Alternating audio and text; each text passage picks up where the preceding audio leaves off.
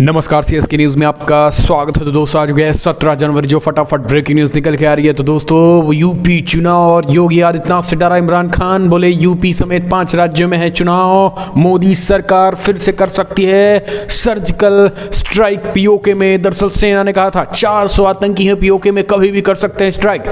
दूसरी बड़ी अपडेट, जम्मू कश्मीर से होगा आतंक का सफाया, चुन चुन कर मारेगी सेना। 100 आतंकियों की लिस्ट, हिट लिस्ट सेना ने की है तैयार। तीसरी बड़ी अपडेट, गणतंत्र दिवस परेड रिहर्सल को लेकर ट्रैफिक एडवाइजरी जारी, दिल्ली के इन रास्तों पर आवाजाही पूरी तरीके से हुई बंद। चौथी बड़ी अपडेट, पंजाब और यूपी चुनाव को प्रभावित करने के लिए आईएसआई ने रची आतंकी साजिश, खुफिया एजेंसियां हुई अलर्ट, सेना एक्शन में। तो एक एक करके आपको विस्तार से बताएंगे। जहां पर लेह में 11,000 फीट की ऊंचाई पर बनकर तैयार हुआ फुटबॉल स्टेडियम, खूबसूरती है इसकी वे मिसाल। इसके बारे में भी आपको बताएंगे कैसे लद्दाख में विकास हो रहा है और चाइना के पसीने छूट रहे हैं। तो एक एक करके खबरें जानेंगे। एलन मस्क ने दुनिया के अंत की क्यों कर दी है भविष्यवाणी, और यूपी चुनाव को लेकर बड़ी खबरें निकल के आ रही हैं। सीएम योगी आदित्यनाथ ने बड़ा हमला बोला है, जिस तरीके से कई अपराधियों को टिकट दे रही है समाजवादी पार्टी। आपको बता दें 30 में से 15 मुसलमान, जी हाँ 10 से 15 मुस्लिमों को वो टिकट देने पर भड़के योगी। तो एक एक करके खबरें विस्तार से बताएंगे, लेकिन उससे पहले छोटा सा निवेदन, अगर आपने चैनल को अभी तक सब्सक्राइब ना किया तो चैनल को पल पल के अपडेट के लिए सब्सक्राइब करें। और अगर आप भी मानते हैं कि प्रधानमंत्री मोदी के नेतृत्व में चाइना और पाकिस्तान के साथ साथ मिलेगा देशद्रोहियों को करारा जवाब, तो इस वीडियो को लाइक करके अपना समर्थन दर्ज करें। और अगर आप भी यूपी में योगी आदित्यनाथ की सरकार चाहते हैं या फिर नहीं, कमेंट के माध्यम से सुझाव दें। दरअसल पहली बड़ी अपडेट निकल के आ रही है, आपको बता दें फिर से पीओके में होगा सर्जिकल स्ट्राइक। सेना के बयान के बाद इमरान खान का आया बयान, बोले 5 राज्यों के विधानसभा चुनाव होने हैं, खासकर यूपी में जीतने के लिए भारत पाकिस्तान पे कर सकता है सर्जिकल स्ट्राइक। दरअसल भारतीय सेना एक साथ देश के लोग भी जहां एक तरफ 74 दिवस मनाए और वहीं 5 राज्यों में होने वाले विधानसभा चुनाव को लेकर इमरान खान की हालत खराब हो चुकी है। 5 राज्यों के विधानसभा चुनाव की चर्चा जहां एक तरफ पूरे देश में है, तो पूरे देश के अलावा पड़ोसी देश में भी है। इमरान खान इसलिए बौखलाया और डरा हुआ है क्योंकि उनका कहना है कि भारतीय जनता पार्टी इन राज्यों में हार रही है। जी हाँ, पाकिस्तानी मीडिया और पाकिस्तान का कहना है कि इन राज्यों में बीजेपी की हार हो रही है, इसलिए जो है ये सर्जिकल स्ट्राइक जो है वो कर सकती है भारतीय जनता पार्टी, और मोदी सरकार जो है वो सर्जिकल स्ट्राइक करा सकती है। ये बेहद बड़ी खबर निकल के आ रही है। हालांकि आपको बता दें कि सेना ने करारा जवाब इसलिए दिया है, सेना 2 दिन पहले एक स्टेटमेंट जारी किया था। उन्होंने कहा था कि बॉर्डर पार लगभग 400 के करीब आतंकी जो हैं वो बैठे हैं और घुसपैठ की तैयारी में है। ऐसे में भारतीय सेना इसके खिलाफ एक्शन ले सकती है। बस इसी संकेत के बाद पाकिस्तान में रोना पिटना मच गया है और उसे यूपी चुनाव से जोड़कर देखा जाने लगा। और वहां पर यह हुआ कि यूपी चुनाव जीतने के लिए इंडियन आर्मी जो है वो सर्जिकल स्ट्राइक करेगी, जबकि सेना ने कहा था कि 400 आतंकी जो है वो घुसपैठ की फिराक में हैं, उनके लिए हम एक्शन ले सकते हैं। तो इस तरीके से चीज़ें, और अब यूपी चुनाव को लेकर जो मुद्दा है वो पाकिस्तान में भी गूंज रहा है। फिलहाल यूपी चुनाव में होगा क्या, कमेंट के माध्यम से अपने सुझाव दें। कौन बनेगा मुख्यमंत्री, योगी या फिर अखिलेश? अगले अपडेट, जम्मू कश्मीर से होगा आतंक का सफाया, चुन चुन कर मारेंगी सेना। 100 आतंकियों की हिट लिस्ट हुई तैयार, सेना जुटी अपने काम में।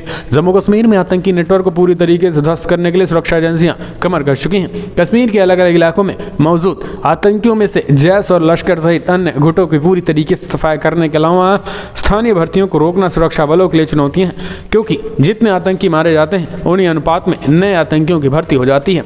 जानकारी के मुताबिक केंद्रीय खुफिया एजेंसियों ने जम्मू कश्मीर के 9 इलाकों में मौजूद लगभग 100 आतंकियों की पहचान की है। रिपोर्ट्स के मुताबिक इनमें जैश के आधा दर्जन आतंकियों के अलावा हिजबुल मुजाहिदीन, लश्कर और बदल के अलबद्र के आतंकी हैं। कश्मीर में सबसे ज़्यादा आतंकी पुलवामा में हैं। पुलवामा में भी 2 दर्जन से ज़्यादा आतंकियों की मौजूदगी की आशंका है। इनमें सबसे ज़्यादा लश्कर के हैं, इसके बाद सोपिया का नंबर है, और इसी तरीके से कुलगाम, श्रीनगर, अनंतनाग और बारामूला में भी आतंकियों की मौजूदगी की जानकारी एजेंसियों के पास है। हम चलते हैं और अपडेट, गणतंत्र दिवस परेड रिहर्सल को लेकर ट्रैफिक एडवाइजरी जारी, दिल्ली के इन रास्तों पर आवाजाही होगी बंद, आप भी देख लीजिए वरना होंगे परेशान। गणतंत्र दिवस परेड की रिहर्सल से पहले दिल्ली पुलिस ने शनिवार को ट्रैफिक एडवाइजरी जारी कर दी है। इसके मुताबिक 17 जनवरी से 21 जनवरी तक सुबह 9 बजे से दोपहर 12 बजे तक राजपथ, रफी पार्क मार्ग, राजपथ जनपद, राजपथ मानसिंह रोड और राजपथ सी हेक्सवांग हैक्संग पर आवाजाही बंद रहेगी। विजय चौक से इंडिया गेट मार्ग भी यातायात के लिए बंद रहेगा। राजपथ पर गणतंत्र दिवस परेड रिहर्सल की सुविधा के लिए 17, 18, 20 और 21 जनवरी को सुबह 9 बजे से दोपहर 12 बजे के बीच राजपथ रफी मार्ग, राजपथ जनपथ, राजपथ मानसिंह रोड और राजपथ सी हैक्संग पर यातायात प्रतिबंध लगाया जाएगा। हम चलते हैं एक और अपडेट। पंजाब और यूपी चुनाव को प्रभावित करने के लिए आईएसआई ने रची साजिश, आतंकी खुफिया एजेंसियों ने किया हाई अलर्ट। दोस्तों दरअसल देश के 5 राज्यों में विधानसभा चुनाव की तारीखों का ऐलान हो गया है। राज्य में चुनावी प्रक्रिया को प्रभावित करने के लिए आतंकी संगठन नई साजिश रच रहे हैं। पंजाब में खालिस्तानी पद चिन्हों को बढ़ाने के उद्देश्य से पाकिस्तान की इंटर सर्विसेज इंटेलिजेंस ने अपने आतंकी संगठनों को सक्रिय कर दिया है। राज्य और यूपी के कुछ हिस्सों में देश की खुफिया एजेंसियों ने इस बात की चेतावनी भी दे दी है। दरअसल खुफिया जानकारी के हवाले से सुरक्षा व्यवस्था के सूत्रों ने कहा है कि आईएसआई प्रायोजित सिख आतंकी संगठन चुनावी रैलियों को निशाना बना सकते हैं और पंजाब, यूपी और उत्तराखंड के कुछ हिस्सों में चुनावी प्रक्रिया के दौरान कुछ महत्वपूर्ण नेताओं या वीवीआईपीज को मारने का प्रयास कर सकते हैं। सूत्रों के अनुसार पंजाब चुनाव को राज्य में खालिस्तानी आंदोलन को फिर से सक्रिय करने के लिए एक उपयुक्त अवसर के रूप में आईएसआई के सभी छोटे या बड़े आतंकी समूहों को सक्रिय कर दिया गया है। ऐसे में सुरक्षा एजेंसियां पूरी तरीके से हाई अलर्ट पे हैं।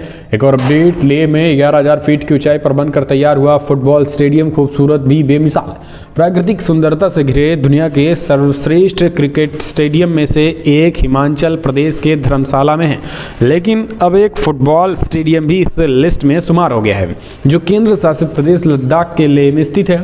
पहाड़ियों के बीच बना यह खूबसूरत स्टेडियम लेह के स्पुतिक में है। खेल मंत्री अनुराग ठाकुर ने शनिवार को लेह के स्पुतिक में बने इन खूबसूरत फुटबॉल स्टेडियम का हवाई दृश्य साझा किया। फुटबॉल स्टेडियम समुद्र तल से 11,000 फीट ऊपर बनाया गया है और यहाँ खेलो इंडिया स्पोर्ट्स इंफ्रास्ट्रक्चर का भी एक हिस्सा है। ठाकुर ने ट्विटर पर स्टेडियम की तस्वीरें साझा की हैं। ठाकुर ने अपने ट्वीट में यह भी उल्लेख किया है कि कैसे भारत में खेल का बुनियादी ढांचा बेहतर हो रहा है और अधिक ऊंचाइयों तक पहुंच रहा है। स्टेडियम के मनमोहक दृश्य ने फैंस को आश्चर्यचकित कर दिया है।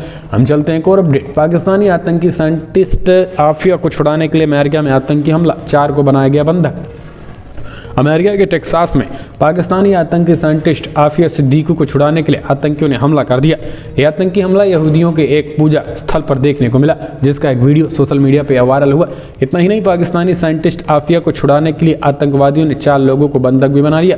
आपको बता दें कि यहूदी मंदिरों में 4 लोगों को बंधक बनाने वाले आतंकियों की मांग थी कि टेक्सास जेल में बंद साइंटिस्ट आफिया सिद्दीकी को रिहा किया जाए। वेंट्स यूनिवर्सिटीज में मैसाचुसेट्स इंस्टीट्यूट ऑफ टेक्नोलॉजी से डिग्री लेने वाली पाकिस्तानी तंत्रिका विज्ञानी सिद्दीकी को 2010 से 86 साल की जेल सुनाई गई थी। हम चलते हैं एक और अपडेट लेते हैं। एलन मस्क ने दुनिया के अंत होने की भविष्यवाणी, कहा बचना है तो इंसानों के पास सिर्फ एक ही रास्ता है।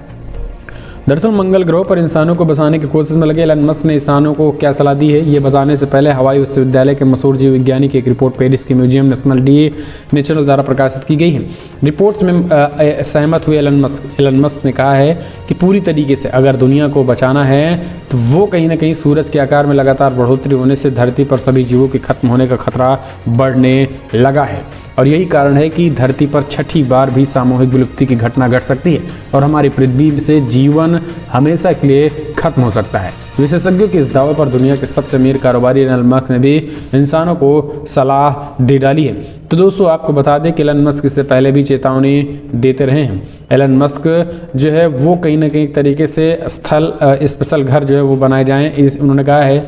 विज्ञान में क्रांति लाने वाले एलन मस्क ने कहा है कि एक अलग तरीके के घर बनाए जाने चाहिए और जो कि कहीं ना कहीं एक तरीके से लोगों को बचाया जा सके।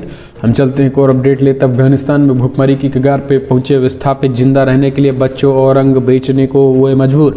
दोस्तों अफगानिस्तान में विपरीत परिस्थितियों के चलते बहुत से परिवार विस्थापित हुए हैं। मौजूदा वक्त में अफगानिस्तान के लोग बहुत ही चिंताजनक स्थिति में अपना जीवन यापन कर रहे हैं। आलम यह है कि जिंदा रहने के लिए ये लोग अपने बच्चों और शरीर के अंगों को बेचने में से भी गुरेज नहीं कर रहे हैं। पूर्व की अफगान सरकार और तालिबान के बीच चले संघर्ष ने वहां के लोगों को मजबूरन अपना घर छोड़ने पर मजबूर कर दिया है, जिसके बाद हालात चिंताजनक बने हुए हैं। टोलो न्यूज़ के मुताबिक ज़्यादातर विस्थापित परिवार बल्क के उत्तरी प्रांत सरे पुल फरियाब और जाजवान से संबंधित हैं। ये लोग रिपब्लिकन सरकार के पतन से पहले इस्लामिक अमीरात और पूर्व के सरकारी बलों के बीच भारी संघर्ष में जीवित बच गए थे। हम चलते हैं एक और अपडेट लेते हैं। दोस्तों बड़ी खबर निकल के आ रही है, आपको बता दें, जहां पे गिरफ्तारी के बाद खाना नहीं खा रही यति नरसिंहानंद केवल रस आहार पर ही अड़े।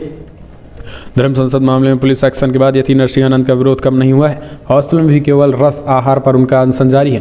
उनका कहना है कि ये लड़ाई लंबी है और वो रस आहार लेकर सत्याग्रह को लेकर अब तक जारी रखने का ऐलान किया है जब तक कि जितेंद्र त्यागी और फसवीं रिजवी की रिहाई नहीं हो जाती है। कहा है कि संतों पर दर्ज मुकदमे वापस होने चाहिए। धर्म संसद पर हरिद्वार, काशी, प्रयाग समेत देश के कई भागों में 16 जनवरी तक रविवार को प्रतिकार सभा आयोजित की गई है, जबकि 22 जनवरी को अलीगढ़ में होने वाली धर्म संसद में आगे की रणनीति बनाई जाएगी। हम चलते हैं एक और अपडेट लेते हैं। दोस्तों बड़ी खबर निकल के आ रही है। लखनऊ कैंट से उम्मीदवार बनाए जाने की चर्चा जोरों पर, हार गई थी पिछला चुनाव। मुलायम की छोटी बहू बीजेपी की तरफ है रुख। दोस्तों बीजेपी की तरफ जाने वाले हैं मुलायम सिंह यादव की छोटी बहू। गृह मंत्री अमित शाह ने लगा दी है बड़ी सेंध। समाजवादी पार्टी से छोड़ भाजपा का दामन थामने वाले हैं, क्योंकि अखिलेश यादव से नाराजगी जगजाहिर हो चुकी है और योगी से करीबी भी जगजाहिर हो चुकी है। यही कारण है कि बीजेपी प्रवक्ता राकेश त्रिपाठी मुस्कुराते हुए कहते हैं कि अभी उनके आने की हमारे पास कोई खबर नहीं है, लेकिन वो आएंगी, हम स्वागत भी करेंगे। हम चलते हैं एक और अपडेट। बीजेपी में शामिल हुए पूर्व पुलिस कमिश्नर असीम वरुण का बयान, बताया योगी राज का अनुभव। कानपुर के पुलिस कमिश्नर रहे असीम वरुण रविवार को भाजपा में शामिल हो गए। भाजपा अध्यक्ष स्वतंत्र देव सिंह ने केंद्रीय मंत्री अनुराग ठाकुर की मौजूदगी में पार्टी की सदस्यता दिलाई गई। कहा जा रहा है कि असीम वरुण कन्नौज से भाजपा की टिकट पर चुनाव लड़ेंगे। अरुण कन्नौज के ही रहने वाले हैं और इस क्षेत्र में उन्होंने अपनी एक अलग ही पहचान बना रखी है। अब चुनावी मैदान में वही उन्हें पहचान के अनुभव का पूरा लाभ उठाना चाहते हैं। वैसे असीम अरुण के पिता स्वर्गीय श्रीराम अरुण उत्तर प्रदेश की 2 बार डीजीपी रह चुके हैं। असीम अरुण ने कहा है कि मैं पार्टी के विचारों से जुड़ कर आ रहा हूं और योगीराज भी एक गुंडे के लिए मेरे पास आज तक योगीराज की तरफ से कोई फ़ोन नहीं आया था, इससे मैं बहुत प्रभावित हुआ। हम चलते हैं एक और अपडेट लेते हैं। तो दोस्तों बड़ी खबर, सीएम योगी आदित्यनाथ सपा के कैंडिडेटों की लिस्ट देख भड़के योगी, कहा अपराधियों को दिया टिकट। यूपी के सीएम योगी आदित्यनाथ ने पहले चरण के चुनाव के लिए समाजवादी पार्टी के उम्मीदवारों की सूची के जरिए विपक्ष पर तीखा हमला बोला। सीएम योगी ने कहा है कि भारतीय जनता पार्टी द्वारा कल अपने प्रत्याशियों की सूची जारी की गई। पहली सूची सामाजिक न्याय के प्रतीक है, लेकिन आपने समाजवादी पार्टी की भी सूची देखी ही होगी। इसमें पेशेवर हिस्ट्री सीटर को टिकट देना समाजवादी पार्टी का चरित्र उजागर कर रहा है। इस बीच यूपी सीएम के मुख्य सूचना सलाहकार ने भी समाजवादी पार्टी की सूची पर निशाना साध दिया और कहा कि अपने ट्वीट में उन्होंने अलग ही बातें कही। हम चलते हैं एक और अपडेट ले लेते हैं। दोस्तों बड़ी खबर निकल के आ रही है। फिलहाल आपको बता दें, पंजाब चुनाव टल सकता है। जी हाँ, बड़ी खबर निकल के आ रही है, पंजाब चुनाव टल सकता है। दरअसल आपको बता दें, पंजाब में भारतीय जनता पार्टी ने पंजाब चुनाव आयोग को पत्र लिखकर पंजाब में चुनाव स्थगित करने की मांग की है। पंजाब के मुख्यमंत्री चरणजीत चन्नी के बाद अब बीजेपी ने भी गुरु रविदास जयंती को देखते हुए चुनाव आयोग से 16 फरवरी को होने वाले पंजाब चुनाव को स्थगित करने की मांग की है। बता दें कि सीएम चन्नी ने शनिवार को चुनाव आयोग को चिट्ठी लिखकर कहा था कि गुरु रविदास की जयंती पर राज्य के भारी संख्या में श्रद्धालुओं यूपी के वाराणसी जाएंगे, जिसकी वजह से वो अपना वोट नहीं डाल सकेंगे, इसलिए चुनाव की तारीख 1 सप्ताह आगे बढ़ाई जाए। चन्नी ने कहा है कि 10 फरवरी से 16 फरवरी के बीच 20 लाख श्रद्धालुओं के वाराणसी जाने की संभावना है। चलते हैं और अपडेट। भारतीय सेना ने चीन को मुंहतोड़ जवाब दिया, पाकिस्तान को सता रहा सर्जिकल स्ट्राइक का डर। दोस्तों भारतीय सेना के साथ साथ देश के लोग अपना 74वां स्थापना दिवस मना रहे हैं। दरअसल कल इस बात को मनाया और 15 जनवरी को के दिन भारतीय सेना दिवस मनाया गया। आपको बता दें कि इस बीच बड़ी खबर निकल के आई, जहां पर गलवान से लेकर के पीओके से लेकर के तमाम जगहों पर सेना पूरी तैयारी और तत्पर के साथ दिखी। इसके साथ ही आपको बता दें, भारतीय सेना थल सेना चीफ नरवणे ने स्पष्ट कहा है कि पाकिस्तान को करारा जवाब दिया जाएगा। भारतीय सेना में किसी भी तरीके से एक्टिविटी बर्दाश्त नहीं की जाएगी और इसी को लेकर पाकिस्तान को अब सर्जिकल स्ट्राइक का भी डर सताने लगा है। दरअसल आपको बता दें कि गलवान घाटी में एक बार फिर सुर्खियों में आई है। पिछले दिनों चीन ने गलवान घाटी में अपना झंडा फहराने का दावा करने वाला वीडियो जारी करके नया बखेड़ा खड़ा कर दिया था। इसके बाद भारतीय सेना ने गलवान में तिरंगा फहराने का भी वीडियो जारी किया और चीन को जोरदार जवाब दिया। न्यू ईयर पर भारतीय जवान गलवान में तिरंगा झंडा फहराते नजर आए थे और उसकी तस्वीर जो है अब सामने आई है। तस्वीरों में सेना के 30 जवान तिरंगे के साथ साथ नजर आ रहे हैं। जवान हथियार लिए हुए हैं और एक तिरंगा भारतीय चौकी पर लहराता नजर आ रहा है, तो दूसरा तिरंगा जवानों को हाथों में था और ये एक तरीके से हम कह सकते हैं हैप्पी आर्मी डे भी लिखा गया है। और पाकिस्तान को भी सर्जिकल स्ट्राइक का डर इसलिए सता रहा है क्योंकि दोस्तों आंतरिक मुद्दों से ध्यान हटकाने के लिए पाकिस्तान के खिलाफ कार्रवाई का काम कर सकता है। ये पाकिस्तानी मीडिया का दावा है। पाकिस्तानी मीडिया का दावा है कि भारत अपने आंतरिक मुद्दों से हटाने के लिए और 5 राज्यों के विधानसभा चुनाव के मद्देनज़र पाकिस्तान पर सर्जिकल स्ट्राइक कर सकता है।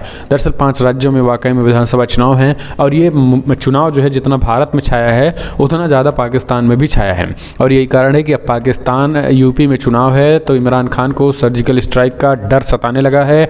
उनका कहना है कि योगी को जिताने के लिए मोदी जो हैं वो सर्जिकल स्ट्राइक कर सकते हैं। अब आप समझ सकते हैं कि पाकिस्तान किस तरीके से योगी को जिताने के लिए मोदी सर्जिकल स्ट्राइक कर सकते हैं पाकिस्तान पर। ये पाकिस्तान का रोना है, ये पाकिस्तान के मीडिया का रोना निकल के आ रहा है। हम चलते हैं एक और अपडेट। चीन पाकिस्तान के लिए काल बनेगी भाभा कवच, सेना को जल्द मिलेगी 2 स्वदेशी बुलेट प्रूफ जैकेट। भारतीय सेना को जल्द स्वदेशी बुलेट प्रूफ जैकेट मिलने वाली है। ये 2 बुलेट प्रूफ जैकेट भाभा कवच और कवच वस्त्र भारत में ही विकसित और निर्मित है। बुलेट प्रूफ जैकेट सेना की एक महत्वपूर्ण जरूरत है, लेकिन अभी तक इसके लिए विदेशों पर निर्भरता रही है। दरअसल आपको बता दें इन 2 बुलेट प्रूफ जैकेट को सरकारी उपक्रम बना रहे हैं। हालांकि रक्षा मंत्रालय बुलेट प्रूफ जैकेट को निर्माण के लिए अपनी निजी कंपनियां भी लाइसेंस जारी कर रही हैं। दरअसल रक्षा मंत्रालय के सूत्रों के अनुसार भाभा कवच को भाभा एटॉमिक रिसर्च सेंटर ने विकसित किया है। ये 9 किलो वजन की हल्की मगर 5वीं पीढ़ी की अत्याधुनिक बुलेट प्रूफ जैकेट है। एक AK-47 राइफल से निकली स्टील बुलेट को भी असर कर सकती है। मिस्र धातु निगम और आयुध कारखानों ने इसका निर्माण किया है। अर्धसैनिक बलों में इसका इस्तेमाल शुरू हो चुका है और ये सभी मानकों पर खरी उतरी है। रक्षा मंत्रालय ने माना है कि बुलेट प्रूफ जैकेट उन सभी मानकों को पूरा करती है जिसकी जरूरत सेना को है। मिस्र धातु निगम इसके निर्माण के लिए रोहतक में एक अलग यूनिट स्थापित कर रहा है।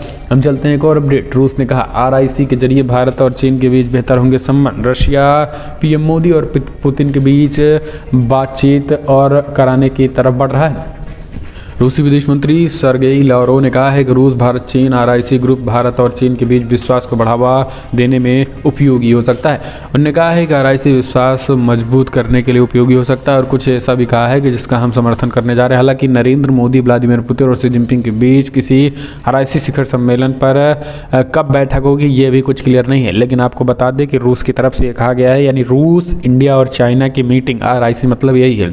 और ये मीटिंग जो है वो कहीं ना कहीं रूस की तरफ से प्रस्तावित है। लावरोव ने कहा है कि मुझे पता है कि भारत और चीन के बीच सुरक्षा सहित कई मुद्दों पर सीधी बातचीत होती है, कई मुद्दों पर नहीं हो पाती है, तो उन मुद्दों पर बातचीत के लिए रूसी राष्ट्रपति पुतिन जल्द ही इसकी मध्यस्थता करेंगे। हम चलते हैं एक और अपडेट। लिपुलेख दर्रा तक सड़क चौड़ी करेगा भारत, बौखलाए नेपाल ने लगाया गंभीर आरोप।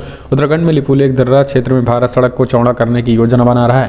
हालांकि भारत के इस कदम से नेपाल में एक बार फिर से नाराजगी का माहौल है। विपक्ष और सत्तारूढ़ गठबंधन की पार्टियों ने भारत से नेपाल की संप्रभुता और क्षेत्रीय अखंडता को कमजोर नहीं करने को कहा है। नेपाल ने चीन के साथ ट्राइक जंक्शन के पास लिपुलेख, लिम्पियाधुरा और कालापानी क्षेत्र में अपना दावा किया और अपने दावों को सही ठहराने के लिए उसने पहले एक नया राजनीतिक नक्शा भी जारी किया था। और जहां नेपाल गठबंधन सरकार अब तक सड़क के विस्तार पर पिछले महीने PM मोदी की टिप्पणियों पर चुप रही है, और वहीं अब मुख्य सत्तारूढ़ दल नेपाली कांग्रेस ने शुक्रवार को बयान में कहा है कि सड़क का एक और विस्तार करने का भारत का निर्णय आपत्तिजनक है। इससे भारत ने क्षेत्र से अपने सैनिकों को तुरंत वापस बुलाने का भी आह्वान किया।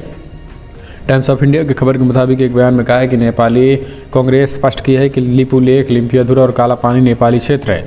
नेपाल को इस जगह का इस्तेमाल करने का अधिकार होना चाहिए। कालापानी में तैनात भारतीय सैनिकों को वापस किया जाना चाहिए। बता दें कि PM मोदी ने 30 दिसंबर को हल्द्वानी में एक सार्वजनिक कार्यक्रम में कहा था कि भारत ने Tanakpur Pithoragarh all weather road पर काम करने के अलावा लिपुलेख तक सड़क बनाई थी और इसे आगे बढ़ाया जा रहा है। हम चलते हैं एक और अपडेट लेते हैं। बड़ी खबर निकल के आ रही है दोस्तों, आपको बता दें युद्ध की बिसात पे अमेरिकी ब्रिटिश खुफिया एजेंसियों का दावा, यूक्रेन में घुसे हैं रूस के साइबर लड़ाके, 70 ठिकाने निशाने पर हैं।